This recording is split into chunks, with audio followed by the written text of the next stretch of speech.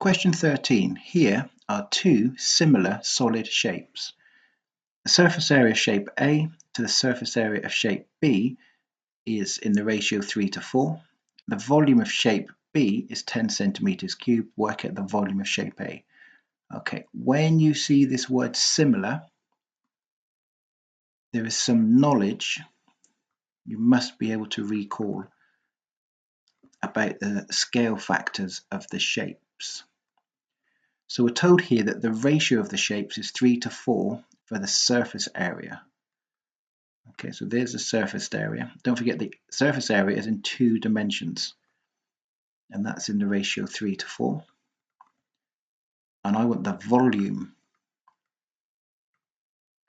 ratio, so I can work at the volume scale factor, which would be 3 dimensions. And before that, I need to do the linear ratio, the linear scale factor, which would be in 1 dimension.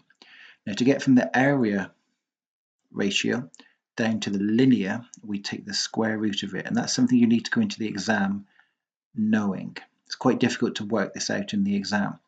So square root of 3, I'm just writing as a square root of 3 for now, and the square root of 4 is 2. To get the volume, so I'm going to go from 1 dimensions up to 3, I'm going to cube the linear value. So I've got the cubed root, so I've got the square root of 3 cubed, because I'm going from 1 dimension up to 3, and 2 cubed, which is 8. This process picks you up 1 mark. Now we want to work out the volume of shape A, and the volume of shape B is 10 centimeters cubed. So in order to get the volume of shape A, which is going to be less, I need to multiply it by my scale factor, or my ratio here. So I've got the cubed root of 3 over 3 divided by 8. That picks me up my second mark. And my final mark is for using the calculator correctly.